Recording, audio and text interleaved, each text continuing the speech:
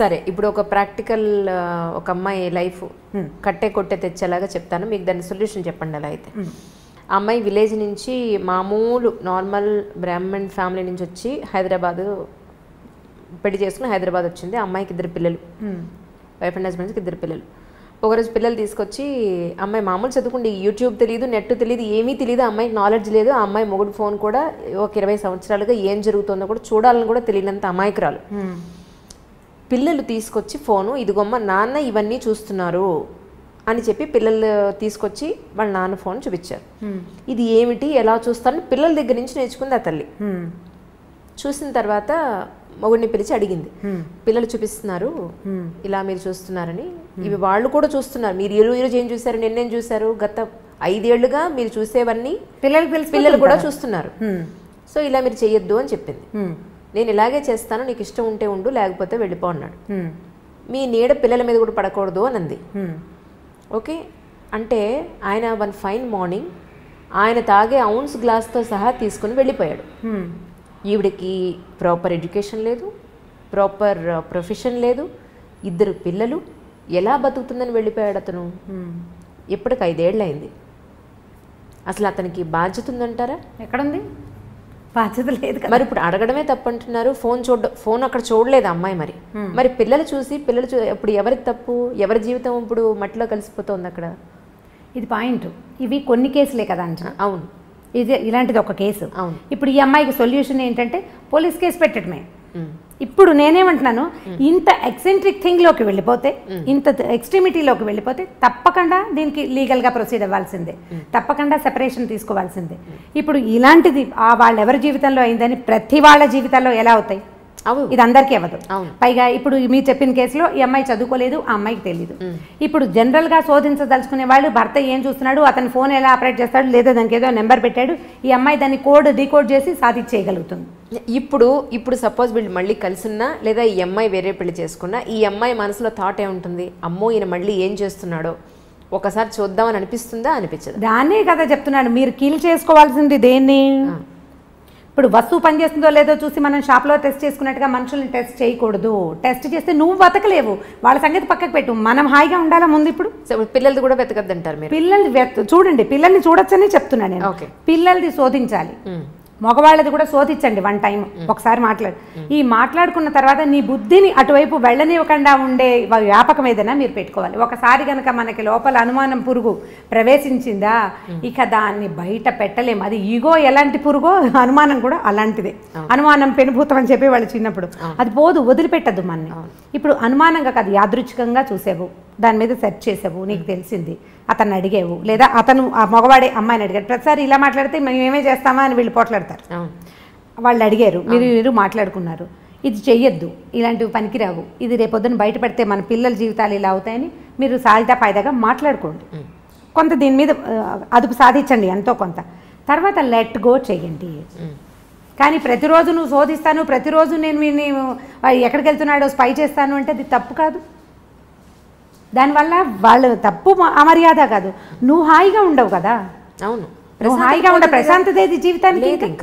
ఇక ప్రశాంతత లేదు, నువ్వు తింటున్నా పడుకుంటున్నా ఎక్కడికైనా వెళ్ళినా ఏం కొంప మునిగిపోతుందో. ఇక నీ జీవితానికి స్థిమితమే లేనప్పుడు ఇంకా కలిసి ఉండటానికి ఏమీ అర్థం లేదు. ఇప్పుడు మగవాళ్ళ సంగతి చూద్దాం. ఒకదేదో బ్యాడ్ థింగ్ జరిగింది అనుకుందాం, మిగిలిన గుడ్ థింగ్స్ అన్నీ చిన్నవైపోతాయి కదా. అవును కదా, మనం ఏం చేయొచ్చు, ఈ గుడ్ థింగ్స్ని కొంచెం పెద్దవిగా ఆలోచిస్తే ఈ బ్యాడ్ థింగ్ చిన్నదిగా తోస్తుంది మనకి. సో అల్టిమేట్గా అడ్జస్ట్ అవ్వండి అని చెప్తున్నారు. ఖచ్చితంగా అడ్జస్ట్ అవ్వాల్సింది. ఏమిటి సమస్య తీవ్రంగా ఉంటే వదిలేయండి. ప్రతిసారి ఇదే చెప్తాను నేను, మీరు ఎన్ని ప్రశ్నలు అడిగినా నేను ఇదే చెప్తాను. సమస్య తీవ్రమైతే, నువ్వు తప్పించుకోలేని స్థితి వస్తే ఖచ్చితంగా తెంపేయటమే, ఏదైనా సరే, ఎవరితోటైనా, అటు పెద్దవాళ్ళతో కానీ పిన్నవాళ్ళతో కానీ పార్ట్నర్ తోటి కానీ చిన్నపాటి సమస్యల్ని భూతద్దంలో నుంచి చూసి దాన్ని బాగా పెద్దది మీరే ఆలోచనల్లో చేసుకుని తెంపుడికి వెళ్ళొద్దు. జాగ్రత్త పడండి. పోనీ నీ జీవితం, నీతో పాటు పిల్లలు ఉన్నారనుకోండి, పిల్లలుంటే మరి వీళ్ళని సరిగ్గా తీసుకెళ్ళాలా? వీళ్ళకు కూడా జీవితం మీద అనుమానం కలుగుతుంది కదమ్మా. మీరు అది ఆలోచిస్తున్నారా అసలు?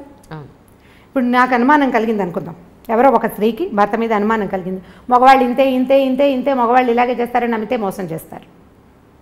ఓకే, ఈ పిల్లవాడు మగపిల్లాడు ఉంటే వాడు ఏమనిపిస్తుంది, మగవాడు మోసం చేయొచ్చు అనే భావన మగపిల్లాడికి. ఆడపిల్లలకి మగవాళ్ళు ఎప్పుడు ఇలాగే చేస్తారు కాబట్టి మగ పెదవులు నేను నమ్మకూడదని ఆడపిల్లలకి మనం ఇద్దరిని చెడగొట్టామా, దీనివల్ల ఇంకో ఇద్దరు చెడిపోతారు రేపొద్దున. ఎంతమందిని చెడగొట్టినట్టు? ఇక జీవితానుభవాలు ఎవరివి వాళ్ళవే కానీ రెండో వాళ్ళవిగా ఉండవు. మన జీవితానుభవాన్ని మనం చూసి ఆడపడుచులతోటో అత్తగారితోటో భర్తలతోటో ఇబ్బంది పడి జీవితం ఇలాగే ఉంటుందని పిల్లలకి ప్రబోధిస్తాం. నీ జీవితం ఉందని నీ తోటి ఉన్న వాళ్ళ జీవితాలు అలా ఉండకపోవచ్చు. అక్క చెల్లెళ్ళ జీవితాలు కూడా ఒకళ్ళకి తాగుబోతు మొగుళ్ళు దొరుకుతారు, రెండో వాడు బంగారు కొండ కావచ్చు, రెండో అల్లుడు, మనం చెప్పలేకపోతాం. ఇప్పుడు దీన్ని చూసి ఇది అది ఒకేలా ఎలా ఉంటాయి? మనకి చేతి వేళ్ళే ఒకలా లేవు కదా. ఇప్పుడు మనం ఇంప్రెషన్ ఇవ్వకూడదు కదా, పిల్లలకి అభద్రతా భావాన్ని కలిగించకూడదు. ఇప్పుడు ఒకళ్ళే ఉంటే మీరు కొట్టుకున్నారు, సరే ఏదో సెపరేట్ అయ్యారనుకో. పిల్లలు ఉన్నప్పుడు పిల్లల పెరుగుదలతోటి ఇబ్బంది వేరేది, వీళ్ళకి చదువులు ఎట్లాగా, వీళ్ళకి సంపాదన ఎట్లాగా, వీళ్ళని సెటిల్ చేయటం ఎట్లాగా, ఇవన్నీ శేష ప్రశ్నలే.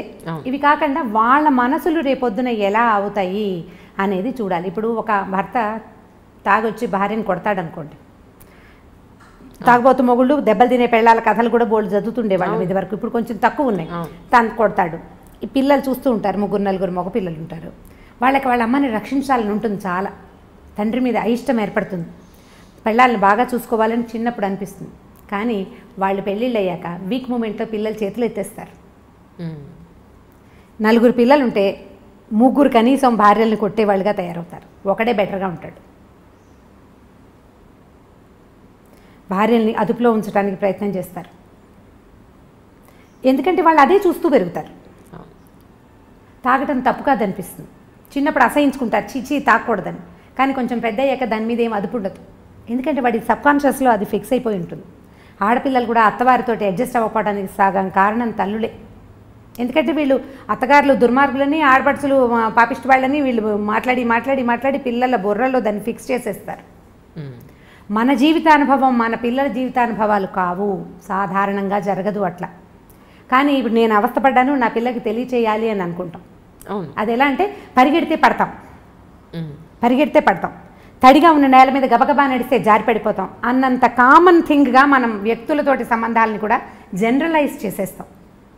బురదలో నడిస్తే పడతాం మా కదా, బురదలో నడిస్తే పడిపోతాం. ఇప్పుడు మనం పల్లెటూరు వెళ్ళామనుకోండి, ఎవరైనా పల్లెటూరులో ఉన్నవాళ్ళు, పల్లెటూరు వెళ్ళిన వాళ్ళు దీన్ని అబ్జర్వ్ చేసి చూడండి. ఈ బురదలో నడుస్తూ ఉండగా జారిన గుర్తులు 2-3 చోట్లే కనపడతాయి. పల్లెటూరు వాళ్ళకి బొటనవేలు బురదలోకి గుచ్చి నడవడం ఆటోమేటిక్గా వచ్చేస్తుంది బై ప్రాక్టీస్. కొత్తగా వెళ్ళిన వాళ్ళు లేదా ఏదైనా పాల్మాలిపోయి అంటే ఎక్కడో ఏదో ధ్యాసలో ఉండి నడిచే వాళ్ళే జారుతారు, అందరూ జారి పడిపోరు.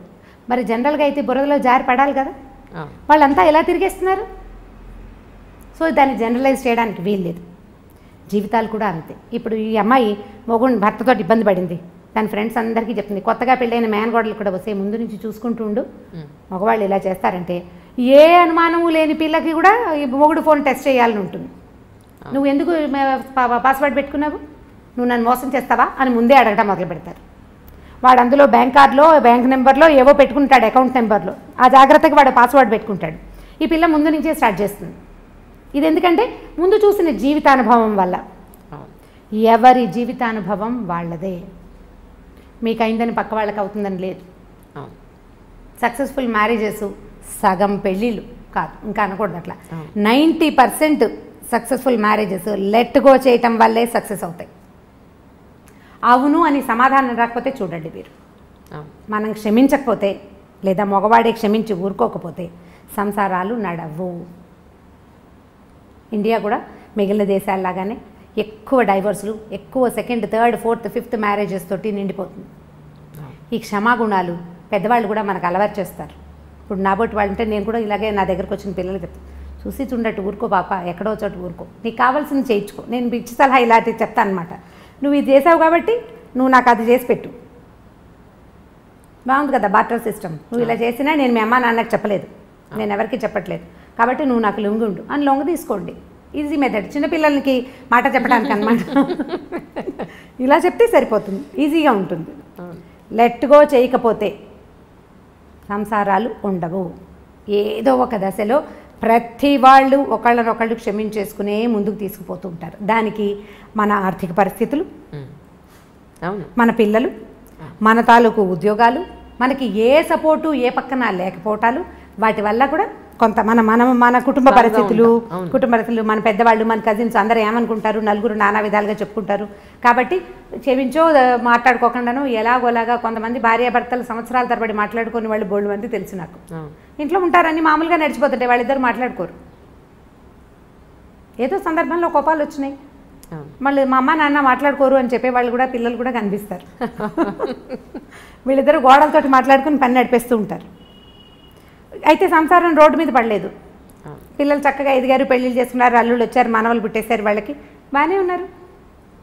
అంటే ఇది సంతోషమా, ఇదేనా పెళ్ళి అంటే అని మీరు అడుగుతారు. ఇప్పుడు కాదు, సంతోషం కాదు. నువ్వు సెపరేట్ అయిపోతావు, నువ్వు ఒకదానివే ఉంటావు, అది సంతోషమా? మీ పిల్లలు సజావుగా పెరగరు, అప్పుడు అది సొసైటీలో మీకేం సరైన గుర్తింపు ఉండదు. అది అవన్నీ సంతోషాన్ని ఇస్తాయి. అంటే మనకి సంతోషాన్ని ఇవ్వడానికి ఏ విషయమూ లేనప్పుడు మిగిలినవి ఏవీ లేవు. దీంట్లో సర్దుకుంటే సరిపోతుంది. కరెక్ట్. అంటే ఇప్పుడు మీరు విడాకులను సమర్థించారా అని గట్టి ప్రశ్న. లేదు లేదు లేదు లేదు ఎవరి కోసం అల్టిమేట్గా విమెనే సఫర్ అవుతుంది. అల్టిమేట్గా సఫర్ అయ్యేది విమెనే. ఆవిడ దృష్టి మీరు ఎక్కడున్నా ఏం చేసినా కలిసి ఉన్నా ఒంటరిగా ఉన్నా పిల్లలతోటి ఉన్నా ఎప్పుడు సఫర్ అవ్వాల్సింది ఆడవాళ్ళే. This is Lavanya Tripathi. నేను మీ Sai Dharam Tej. This is Niharika Konilala. And don't forget to subscribe to iDream. Please subscribe to iDream Media. Please subscribe iDream Media. Do subscribe to iDream. Subscribe to iDream Media. Please subscribe iDream. Do subscribe to iDream Media. Don't forget to subscribe. Click on the button below. Please do subscribe to iDream. Don't forget to subscribe to iDream.